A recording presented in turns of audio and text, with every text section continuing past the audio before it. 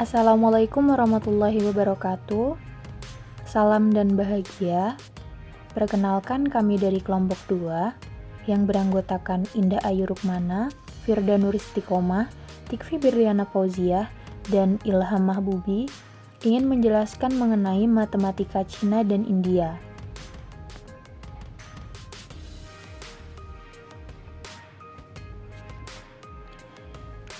Yang pertama yaitu sejarah matematika Cina.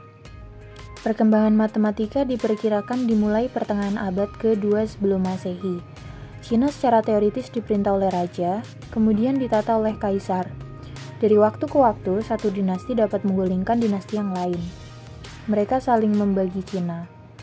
Perbatasan lahan dibatasi dengan tembok besar Cina atau Great Wall of China yang memisahkan Cina dan peradaban dari kelompok barbar yang mengancam. Berikut beberapa dinasti Cina. Yang pertama, dinasti Zhou. Terdapat perkembangan matematika yang cukup besar selama periode ini. Bentuk tulisan Cina, bahkan angka telah diperbaiki. Kemudian dinasti Qin. Persatuan dan upaya represif yang kuat oleh pemerintah dilembagakan untuk pertama kalinya. Feodalisme yang kejam dihilangkan. Meskipun dinasti ini sangat singkat, tapi selalu menjadi simbol dalam organisasi pusat negara. Kemudian dinasti Han. Periode besar pertama untuk sejarah matematika Cina. Informasi yang paling penting adalah Jiuzhang Xuanzu atau 9 bab tentang seni matematika. Pada masa ini, matematikawan dihormati dan matematika berkembang. Selanjutnya, dinasti Shu. Dinasti menyatukan Cina Utara dan Selatan, membuat proyek kanalisasi. Masa ini, matematika mendapat tempat pada kurikulum nasional dan sekolah matematika pusat didirikan. Cina telah membangun peradaban yang sangat luar biasa, walaupun mengalami pasang surut. Bahkan Pearl S. Buck dalam The Good Earth melukiskan peradaban Cina yang menyimpan sejuta khasanah peradaban. Hasil peradaban inilah yang mendorong Cina untuk mengembangkan ilmu pengetahuan, salah satunya dalam bidang matematika. Matematika Cina kuno menemukan sistem notasi posisional bilangan desimal yang disebut root numeral atau bilangan batang. Sistem bilangan ini dinamakan bilangan Suzhou. Dalam sistem root numeral, batang bambu kecil disusun untuk mewakili angka dari 1 sampai 9.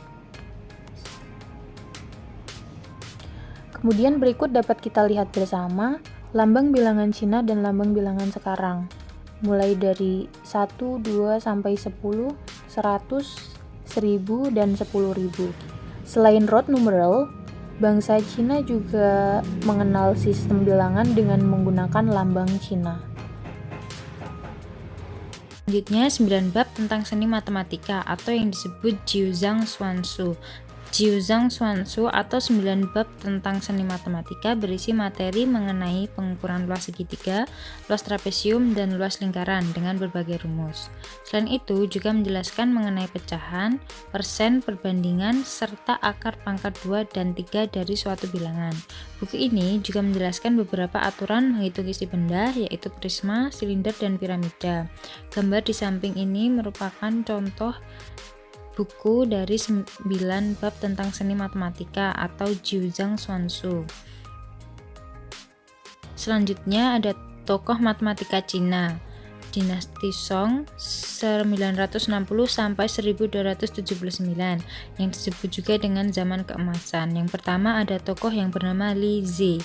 Li Zi menulis teks Qiuyan Haijing atau yang disebut cermin sebanding dengan lautan bertanggal 1248, dikhususkan untuk mendapatkan persamaan dari masalah geotype metrik tentang kota yang rencananya dibuat pada permulaan. Masalahnya selalu begitu, temukan jari-jari kota, jawabannya selalu 120. Yang kedua ada tokoh yang bernama Xin Jiushao. Xin Jiushao menulis Shushu Jiuzhang atau yang disebut dengan teknik matematika dalam 9 bab. Teorema yang paling dikenal adalah teorema sisa Cina, yaitu cara menemukan nomor n yang meninggalkan sisa A, B, C, dan seterusnya bila dibagi dengan P, Q, R, dan seterusnya. Selanjutnya ada tokoh yang bernama Zhu Xijie. Zhu Xijie menulis 2 buku. Buku itu berjudul Xuanshu Ximeng dan Xiyuan Yuijian. Buku yang Zhu Xijie tulis berdasarkan pada 9 bab seperti buku-buku kuno Cina lainnya. Yang selanjutnya ada sejarah matematika India. Matematika India atau juga bisa disebut matematika Hindu muncul pada abad ke-26 sebelum Masehi dan berakhir pada abad ke-14 Masehi. Berkembang setelah matematika Cina dan berakhir tepat sebelum munculnya matematika Eropa abad pertengahan. Matematika India dimulai sejak munculnya sebuah peradaban yang terletak di daerah aliran Sungai Indus. Peradaban ini biasanya disebut peradaban Lembah Indus. Kota-kota yang mereka tempati kala itu diatur secara geometris. Selanjutnya, peradaban Lembah Sungai Indus 2800 sebelum Masehi sampai 1800 sebelum Masehi merupakan sebuah peradaban kuno yang hidup sepanjang Sungai Indus dan Sungai Ghaggar Hakra yang sekarang Pakistan dan India Barat. Peradaban ini sering juga disebut sebagai peradaban Harappa Lembah Indus. Karena kota penggalian pertamanya disebut Harappa atau juga peradaban Indus Saraswati karena Sungai Saraswati. Sekitar abad ke-15 sebelum Masehi, bangsa India diusir oleh bangsa Arya yang datang dari Asia Tengah. Selama kira-kira 1000 tahun bangsa Arya menyempurnakan tulisan Hindu dan bahasa Sanskerta. Beberapa penulis agama juga menulis sejarah matematika karena dalam pembangunan altar Buddha direntangkan tali yang menunjukkan pengenalan segitiga Pythagoras.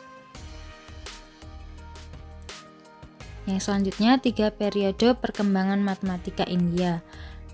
Yang pertama, periode pertama dimulai sekitar 900. Oke, yang selanjutnya adalah karya besar matematika India. Yang pertama berupa Suva Sutras, yang kedua matematika Buddha dan Jain, yang ketiga naskah Baksali, dan yang terakhir angka Hindu Arab. Ini merupakan evolusi dari angka Hindu Arab. Kemudian yang selanjutnya tokoh matematika India yang pertama adalah Surya Siddhanta.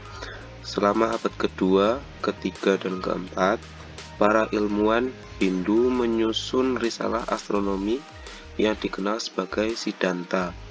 Salah satu karya ini, Surya Siddhanta atau sistem matahari, dari akhir abad keempat telah bertahan utuh. Daur waktu kosmologi dijelaskan dalam tulisan itu yang merupakan salinan dari karya terdahulu yang bersesuaian dengan rata-rata tahun siderik 365,256367 hari, yang hanya 1,4 detik lebih panjang daripada nilai modern, yaitu sebesar 360,25636605 hari. Yang selanjutnya ada Aryabhata 1, yang mana Aryabhata ini memperkenalkan fungsi Versinus pada tahun 499, menghasilkan tabel trigonometri India pertama tentang sinus, kemudian mengembangkan teknik-teknik dengan algoritma aljabar dan karya-karya Aryabhata lainnya. 10 tahun setelah penemuannya, Aryabhata Aryabhatia diterbitkan di Leiden dan menarik minat para sarjana Eropa dan Amerika. Itu terdiri dari 123 bait dibagi menjadi 4 bagian, di mana yang pertama, ketiga, dan keempat berkaitan dengan astronomi dan pengukuran waktu. Kemudian ada Brahmagupta. Teorema Brahmagupta yang eksak yaitu dengan memanfaatkan rumus Archimedes Heron, yaitu untuk menentukan jari-jari lingkaran luar suatu segitiga. Misalnya, Brahmagupta memberikan rumus-rumus yang ekuivalen dengan rumus trigonometri yang kita pakai sekarang, yaitu 2R sama dengan A per sin A sama dengan B per sin B sama dengan C per sin C. Kemudian yang terakhir ada Bhaskara II, di mana Bhaskara II ini merupakan seorang penulis Siddhanta Shiromani dalam 4 bagian, sebuah karya tentang aljabar dan astronomi geometris.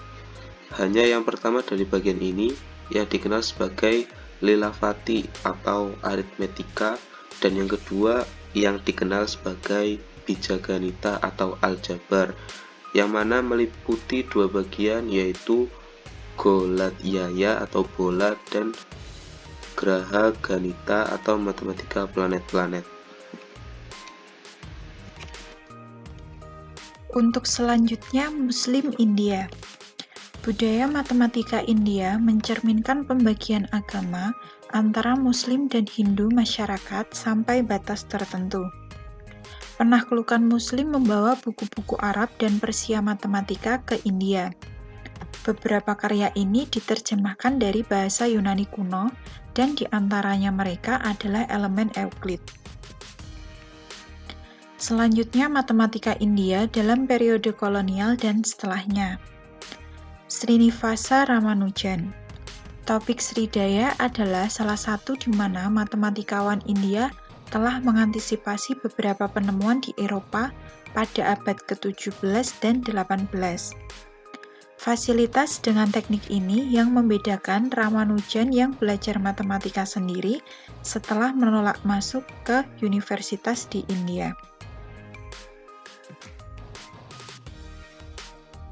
Sekian pembahasan dari kelompok kami mengenai matematika Cina dan India. Kurang lebihnya kami mohon maaf. Wassalamualaikum warahmatullahi wabarakatuh.